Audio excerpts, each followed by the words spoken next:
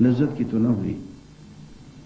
اور پھر لذت بھی اتنی عارضی اور اتنی محدود کہ آپ پہلا لقمہ کھائیں تو بہت مزہ آتا ہے، دوسرا لقمہ کھائیں تو لطف کم، تیسرا کھائیں اور کم، چوتھا کھائیں اور کم. آپ کولڈ ڈرنک پئیں، پہلا گلاس پی لیں بہت مزہ آئے گا، دوسرا پئیں مزہ کم، تیسرا پینے کو جی نہیں جائے گا، اور زبردستی پلایا جائے تو تکلیف ہوگی. تو معلوم ہوا کہ مزہ اس چیز میں تو ہے نہیں، مزہ تو اپنی بھوک پیاس میں ہے. جتنی زیادہ بھوک ہوگی اتنا مزہ ہوگا، جتنی پیاس ہوگی اتنا مزہ ہوگا. عزیزان گرامی، آخرت میں ایسا نہیں ہوگا. آخرت میں ہم جو کچھ بھی کھائیں گے کسی تکلیف کی وجہ سے نہیں کھائیں گے، جو پئیں گے کسی شدت پیاس کی وجہ سے نہیں پئیں گے. اور یہی وجہ ہے کہ پہلے لقمے میں وہی لطف ہوگا، وہی لذت ہوگی، 10ویں لقمے میں بھی اور 20ویں لقمے میں بھی وہی مزہ ہوگا، اس لیے کہ وہ چیز بذات خود لذیذ ہوگی، اس کے اندر ایک ذاتی فی نفس ہی لذت موجود ہوگی. یہی حال تکلیفوں کا بھی ہے. اس دنیا میں تکلیفیں لذت کے مقابلے میں زیادہ ہیں، لیکن تکلیف بھی محدود ہے. اللہ تعالیٰ نے سیفٹی والو لگا رکھے ہیں. ایک حد تک تکلیف اور درد ہوتا ہے، اس سے زیادہ درد تو پھر یہاں پہ سوئچ آف ہو جاتا ہے، آدمی بے ہوش ہو جاتا ہے یا مر جاتا ہے. ایک محدود حد تک تکلیف اور درد اس دنیا میں انسان کو دیا جا سکتا ہے، اس سے زیادہ نہیں. اس کے بعد انسان کے ہوش ختم ہو جاتے ہیں، نروس سسٹم جو ہے اس جگہ سے منقطع ہو جاتا ہے، درد محسوس نہیں ہوتا. لیکن عزیزان گرامی، آخرت میں یہ سلسلہ نہیں ہوگا. وہاں موت بھی نہیں ہوگی، وہاں بے ہوشی بھی نہیں ہوگی، اور جتنا عذاب سنا دیا جائے گا، دے دیا جائے گا، وہ سہنا پڑے گا.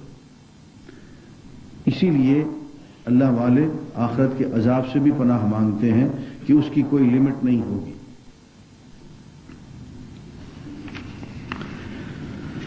یہی وجہ ہے کہ مولانا مفتی شفیع صاحب رحمۃ اللہ علیہ اپنی تفسیر معارف القرآن میں اس دنیا کو آخرت کا شو روم کہتے ہیں. یہ دنیا، وہ کہتے ہیں یہ آخرت کا شو روم ہے. یہاں میں تھوڑی تھوڑی لذتیں بھی رکھ دی گئی ہیں، تھوڑی تھوڑی تکلیفیں بھی دکھا دی گئی ہیں. نہ پوری لذت یہاں ملتی ہے، نہ پوری تکلیف یہاں ملتی ہے. یہ صرف شو روم ہے، یہاں سب کچھ موجود نہیں ہے، سب کچھ وہاں ملے گا. بسم اللہ. بسم اللہ الرحمن الرحیم. قرآن مجید میں کچھ صفات ایسی ہیں جو اللہ تعالی کی ہیں، لیکن بندوں کے لیے، مخلوق کے لیے بھی استعمال ہوئی. مثلا سمیع، بصیر، عالم، علیم، رؤوف، رحیم، یہ صفات اللہ تعالی کی ہیں. لیکن کہیں کہیں یہ صفات بندوں کے لیے بھی استعمال ہوئی ہیں. سورہ توبہ کے آخر میں ہم نے دیکھا کہ رؤوف الرحیم کے الفاظ حضور اکرم صلی اللہ علیہ وسلم کے لیے استعمال ہوئے. انا خلقنا الانسان من نطفة امشاج نبتلیہ فجعلناہ سمیعا بصیرا. آخر میں چل کے ہم پڑھیں گے. عام انسان کے لیے سمیع اور بصیر کے الفاظ استعمال ہوئے. کہا گیا فوق کل ذی علم علیم، ہر عالم سے بڑھ کے دوسرا عالم ہوتا ہے. علیم کا لفظ عام انسانوں کے لیے استعمال کر دیا. تو یہاں سے شک پڑتا ہے کہ پھر وہ کیا چیز ہے جس کو ہم شرک فی الصفات کہتے ہیں، کہ اللہ کی صفات میں شرک کرنا وہ کیا ہوا؟ اگر رحیم اللہ کی صفت ہے تو بندے کو رحیم کہنا شرک فی صفت ہے. اگر رؤوف اللہ کی صفت ہے تو کسی بندے کو رؤوف کہنا شرک فی صفت ہے. لیکن ہمیں قرآن مجید میں ایسا نظر آتا ہے، اس کی کیا وجہ ہے اور اس کا مفہوم کیا ہے؟ عزیزان گرامی، ایک بنیادی مسئلے کو غور سے سمجھ لیں. یہ صفات ہیں، علم ہو یا قدرت ہو، سننے کی ہو، دیکھنے کی ہو، یہ ساری صفات اللہ تعالی نے اپنی مخلوقات کو عطا فرمائی ہیں. لیکن اللہ تعالی کی صفات میں اور مخلوق کی صفات میں 3 بنیادی فرق ہیں. اگر ان 3 بنیادی فرق کو آپ نے ذہن میں رکھا تو شرک سے بچ جائیں گے، ورنہ شرک کا شکار ہو جائیں گے. پہلا بنیادی فرق اللہ تعالی کی صفت میں یا صفات میں اور بندوں کی صفات میں، کہ اللہ کی صفت جو ہوتی ہے، خواہ وہ علم ہو یا قدرت ہو، وہ اس کی اپنی ہوتی ہے، ذاتی ہوتی ہے، کسی سے مانگی ہوئی نہیں ہوتی. بندے کی جو بھی صفت ہوگی وہ مانگی ہوئی ہوگی، اللہ سے لی ہوئی ہوگی، اللہ کی عطا ہوگی، وہ اس کی ذاتی صفت نہیں ہوگی.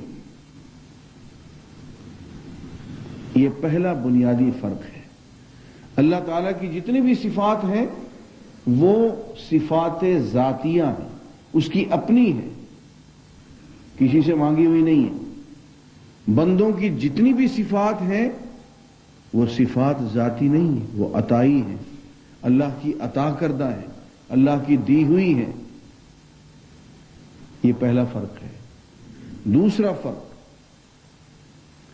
اللہ تعالی کی جتنی بھی صفات ہیں وہ لا محدود ہیں.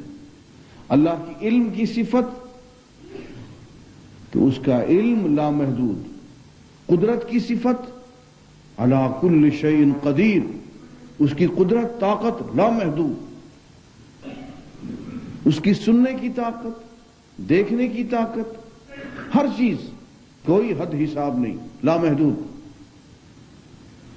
لیکن یہی صفات جب بندوں کی ہوں گی، بندے کا علم محدود، بندے کی قدرت محدود، بندے کی سننے کی طاقت محدود، دیکھنے کی طاقت محدود، ہر چیز، تمام صفات محدود ہوں گی. تو دوسرا بنیادی فرق اللہ تعالی کی صفات میں اور بندوں کی صفات میں یہ ہے کہ اللہ تعالی کی تمام صفات بے حد و حساب لا محدود، اور بندوں کی صفات تھوڑی تھوڑی محدود. تیسرا بنیادی فرق، اللہ تعالی کی جتنی بھی صفات ہیں، وہ خواہ علم ہو، وہ قدرت ہو، سننا ہو، دیکھنا ہو، ارادہ ہو، جو بھی اس کی صفات ہیں وہ دائمی ہیں، ہمیشہ ہمیش کے لیے، ازلی ابدی ہیں. لیکن بندے کی وہی صفات، خواہ اس کا علم ہو، خواہ اس کی طاقت ہو، وہ عارضی ہیں، فانی ہیں، نہ وہ ازلی ہیں نہ وہ ابدی ہیں، کچھ عرصے کے لیے ہیں، اس کے بعد اس میں تبدیلی آ جائے. تو 3 بنیادی فرق ہیں اللہ تعالیٰ کی صفات میں اور بندوں کی صفات میں. پہلا فرق، اللہ کی صفات ذاتی ہیں، اپنی ہیں، کسی سے مانگی ہوئی نہیں ہیں. بندوں کی صفات ذاتی نہیں ہیں، اللہ سے مانگی ہوئی ہیں.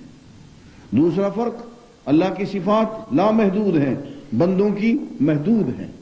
تیسرا فرق، اللہ کی صفات دائمی ہیں، ہمیشہ ہمیش، ازلی ابدی. بندوں کی صفات فانی، عارضی. ان تین باتوں کو آپ ذہن میں رکھیں تو کبھی بھی آپ کو پریشانی نہیں ہوگی کسی بندے کی صفت کو، خواہ وہ ولی ہو، خواہ وہ نبی ہو، خواہ وہ رسول ہو، اس کے علم کو آپ اللہ کے علم جیسا نہیں کہیں گے۔ پھر علم تو بندوں میں بھی ہوتا ہے، علم تو اولیاء اللہ میں بھی ہوتا ہے، علم تو انبیاء میں بھی ہوتا ہے، علم تو اللہ کے رسول کے پاس بھی ہوتا ہے، لیکن اب فرق کیا ہوگا؟ اللہ کا علم اس کا اپنا ذاتی، لیکن رسول کا علم، نبی کا، ولی کا علم اللہ کا دیا ہوا، جتنا اللہ دے دے بس، اس سے زیادہ نہیں۔ اللہ کا علم لامحدود، لیکن اللہ کے رسولوں کا علم محدود، جتنا اللہ تعالیٰ دے دے۔ اللہ کا علم دائمی، ہمیشہ، ازلی، ابدی، لیکن اللہ کے نبی کا، اللہ کے ولی کا، اللہ کے رسول کا علم دائمی نہیں ہے۔ اللہ تعالیٰ چاہے تو دے کے واپس لے لے، ایک چیز کا علم دیا، بھلوا دیا، یاد ہی نہیں رہا۔ تو ان تین صفات کو آپ اگر ذہن میں رکھیں گے تو جھگڑا ختم ہو جائے گا، پھر مسلک کے جھگڑے بھی ختم ہو جائیں گے۔ پھر یہ سارے شور شرابے جو آپ کو لاؤڈ سپیکر پہ نظر آتے ہیں، وہ اس لیے کہ مولوی بیچاروں کو عام طور پہ جن کو جھگڑا کرنا ہوتا ہے، فیصلہ کیا کہ جھگڑا کرنا، ان کو عام طور پہ بیچاروں کو ان مسائل کا علم نہیں ہوتا، اس لیے کہ یہ مسائل تو سیدھے قرآن و حدیث میں پڑھنے پڑتے ہیں، محنت کرنی پڑتی ہے۔ وہ اس طرف نہیں آتے، وہ جھگڑوں کی طرف جاتے ہیں، اس سے معاملات بگڑ جاتے ہیں۔ یہ جو اصولی گفتگو ہے اگر آپ وہ کریں تو وہ تو کتابوں میں، تمام مسلک کی کتابوں میں ایک سی لکھی ہوئی ہے، اگر وہ پڑھ لیں تو پھر جھگڑا رہتا نہیں ہے باقی۔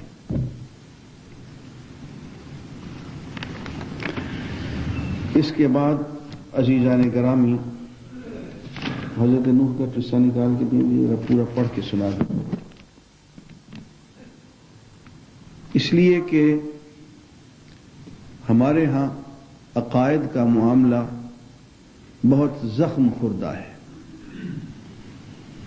وہ اس لیے کہ قرآن مجید پڑھنے کی نوبت نہیں آتی، سیرت طیبہ پڑھنے کی نوبت نہیں آتی۔ دین کا علم دو چیزوں کا نام ہے، اللہ کی کتاب اور رسول اللہ صلی اللہ علیہ وسلم کی سیرت، سنت۔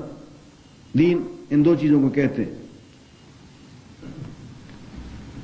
لیکن ہماری بد نصیبی یہ ہے کہ ہمیں ہیر والد شاہ سے فراغت نہیں ملتی، ہمیں لیلا مجنوں سے فراغت نہیں ملتی، ہمیں سونی ماہیوال سے فراغت نہیں ملتی، اور ہمارا مولوی، ہمارا واعظ منبر پہ بیٹھ کے بھی وہ ہیر والد شاہ سنا رہا ہوتا ہے۔ وہاں سے فراغت ہو تو قرآن کی طرف بھی آئیں اور حدیث کی طرف بھی آئیں، کہ جی اس میں معرفت ہے، ہوگی۔ یار پہلے قرآن تو پڑھ لو، پہلے حدیث تو پڑھ لو۔ اب دیکھیے،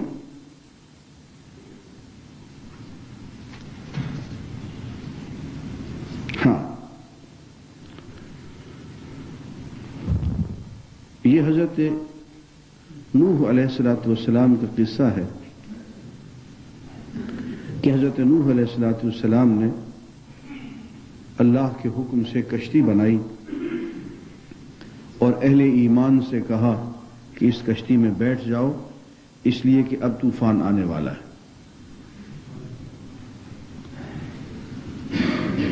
تو اس وقت لوگ جو اہل ایمان تھے وہ کشتی میں بیٹھ گئے۔ قال ارکبوا فیہا، حضرت نوح نے کہا اس کشتی میں سوار ہو جاؤ، بسم اللہ مجریہا و مرساہا، اور سوار ہوتے ہوئے انہوں نے یہ دعا کی کہ اللہ کے نام سے اس کا چلنا بھی اور اس کا اٹھنا بھی سب اللہ کے نام پہ ہے۔ ان ربی لغفور الرحیم، میرا پروردگار بخشنے والا ہے اور مہربان ہے۔ اور کشتی نے ایسی ایسی موجوں کے اوپر سے چلنا شروع کر دیا کہ موجیں پہاڑ کی طرح سے آ رہی تھی۔ اس وقت ونادى نوح ابنہ، حضرت نوح نے اپنے بیٹے کو پکارا، وكان في معزل يا بني اركب معنا ولا تكن مع الكافرين، اور بیٹا اس وقت اکیلا کھڑا ہوا تھا اور کہا بیٹے ہمارے ساتھ سوار ہو جا اور دیکھ کافروں میں نہ بن۔ بیٹے نے کہا قال سآوی الی جبل یعصمنی من الماء، میں پانی ہی تو ہے نا، اور یہ ساتھ پہاڑ نظر نہیں آتا، پہاڑ پہ چڑھ جاؤں گا، یہ پہاڑ مجھے پانی سے بچا لے گا، تیری کشتی کی مجھے ضرورت نہیں ہے۔ قال لا عاصم اليوم من امر اللہ، آج اللہ کے عذاب سے کوئی بچانے والا نہیں ہے، اللہ کا امر آ چکا ہے، اب پہاڑ وہاڑ تمہیں اللہ کے امر سے بچا نہیں سکیں گے۔ الا من رحم، سوائے اس کے کہ اللہ تعالیٰ رحم فرما دے کسی پہ، کوئی کسی کو اب نہیں بچا سکتا۔ وحال بینہم الموج، ابھی یہ بات کر ہی رہے تھے کہ درمیان میں ایک موج آ گئی، وکان من المغرقین، اور بیٹے صاحب غرق ہونے لگے، بیٹا ڈوبنے لگا۔ آگے چل کے ونادى نوح ربہ، نوح نے اپنے پروردگار کو پکارا، فقال، اور یوں کہا، رب میرے پروردگار، ان ابنی من اہلی، میرا بیٹا ہے میرے اہل میں سے ہے، وان وعدک الحق، اور تیرا وعدہ تو سچا ہوتا ہے، تو نے ایک وعدہ کیا تھا کہ میرے خاندان کے لوگوں کو، میرے اہل کو لوگوں کو تو بچا لے گا عذاب سے، آج تیرے وعدے کے سچا ہونے کا دن آ گیا ہے، میرا بیٹا ہے غرق ہو رہا ہے، تو بچا لے۔ قال وانت احکم الحاکمین، اور تو بہترین اور حکم دینے والوں میں، فیصلہ کرنے والوں میں سب سے بڑا حکم دینے والا اور فیصلہ کرنے والا ہے۔ تو قال یا نوح، اللہ تعالیٰ نے فرمایا اے نوح، انہو لیس من اہلک، یہ تیرے اہل میں سے نہیں ہے، انہو عمل غیر صالح، یہ غیر صالح عمل کا سراپا ہے، یہ گناہوں کا پتلا ہے۔ فلا تسألنی ما لیس لک بہ علم، جس چیز کا تمہیں علم نہ ہو اس کے بارے میں مجھ سے تقاضے نہ کیا کر۔ انی اعظک، دیکھو میں تجھے نصیحت کرتا ہوں، متنبہ کرتا ہوں، ان تکون من الجاہلین، کہ اگر اس قسم کا پھر تو نے تقاضا کیا، مجھ سے دعا کی، تو تو جاہلوں میں شمار ہو جائے گا، تیری نبوت، تیری رسالت ہم سب چھین لیں گے۔ اب عزیزان گرامی، میں ایک سوال کیا کرتا ہوں، بیٹا قریب ہوتا ہے یا مرید قریب ہوتا ہے؟ اور یہ پیر گھوڑے شاہ کا رتبہ زیادہ ہوتا ہے یا اللہ کے نبی اور رسول کا رتبہ زیادہ؟ دونوں طرف سے مقابلہ کر کے دیکھ لو۔ ایک تو وہ گنہگار پیر ہیں جو گدھوں کی طرح سے مردار کھا رہے ہیں اور دعویٰ یہ کرتے ہیں کہ ہم تمہیں بچا لیں گے، ہمارے ہاتھ میں ہاتھ دو، ہم تمہیں بچا لیں گے۔ وہ ایک صاحب آئے پیر صاحب کو ملنے، مدت کے بعد آئے پیر سائیں کو ملنے، تو پیر سائیں نے شکار جب اپنا دیکھا تو شکار کو پہچانا نہیں کہ تیتر ہے یا بٹیر ہے یا کون ہے، یہ مدت کے بعد آیا نا شکار، تو شکار کو پیر سائیں نے پہچانا نہیں، اور ایسی نظروں سے دیکھا کہ مرید پہچان گیا کہ پیر سائیں نے پہچانا نہیں، تو کہتے پچھاتا جی، تو کہتے ہیں نہیں، کہتے سائیں یہاں نہیں پہچانا تو پھر وہاں کیا پہچانو گے؟ عقل کے اندھے ہو، 1.5-2 سال کی ملاقات کے بعد ہی بھول گئے ہو تو ہزاروں سال کے بعد مجھے کیا یاد کرو گے؟ کس کے ہاتھ میں ہم نے اپنا ہاتھ دے دیا؟ تو ذرا غور فرمائیں کہ ایک گنہگار انسان جس نے پیر کا روپ دھارا ہوا ہے، چلو نیک صحیح، لیکن اتنا بڑا دعوی خدائی کرتا ہے کہ میں قیامت کے دن تمہیں بچا لوں گا۔ یار اللہ کا رسول، اور رسول بھی اولو العزم رسول، پہلا اولو العزم رسول ہے حضرت نوح۔ 1,24,000 انبیاء میں صرف 5 چوٹی کے اولو العزم رسول ہیں، ان میں پہلے حضرت نوح ہیں، اس کے بعد حضرت ابراہیم، اس کے بعد حضرت موسیٰ، پھر حضرت عیسیٰ، پھر حضور اکرم صلی اللہ علیہ وسلم۔ اولو العزم رسول ہے، وہ اپنے بیٹے کو تو بچا نہیں سکتا، اور یہ ڈرامہ باز پیر اپنے مرید کو بچائے گا۔ نعوذ باللہ من شرور انفسنا۔ میں اسی لیے کہتا ہوں کہ خدا کے لیے قرآن مجید کو آنکھیں کھول کے پڑھیں، آپ کو عقائد، ہدایت صرف قرآن مجید سے ملے گی اور سیرت طیبہ سے ملے گی۔ فرمایا لا تسأل ما لیس لک بہ علم، جس چیز کا تمہیں علم نہ ہو اس کے بارے میں مجھ سے سوال نہ کرو۔ انی اعظک، میں تمہیں نصیحت کرتا ہوں، ان تکون من الجاہلین، کہ اگر تم نے پھر ایسا کیا تو جاہلین میں شمار ہو جاؤ گے۔ قال، حضرت نوح نے کہا، رب، اے میرے پروردگار، انی اعوذ بک، میں تیری پناہ میں آتا ہوں، ان اسألک، کہ میں دوبارہ پھر تجھ سے ایسی دعا مانگوں یا ایسا سوال کروں، ما لیس لی بہ علم، جس کی حقیقت کا مجھے علم نہ ہو، وَإِلَّا تَغْفِرْ لِي، اگر تو نے مجھے معاف نہ کیا، وَتَرْحَمْنِي، اور تو نے مجھ پہ رحم نہ فرمایا، أَكُمْ مِنَ الْخَاسِرِينَ، تو میں برباد ہو جاؤں گا۔ بیٹا بھول گیا، اپنی فکر لگ گئی کہ اب خود ہی برباد نہ ہو جائیں، تو اللہ تعالیٰ سے معافی مانگنے لگ گئے۔ عزیزان گرامی، عقیدے کی اس کیفیت کو ذرا ذہن میں رکھیں۔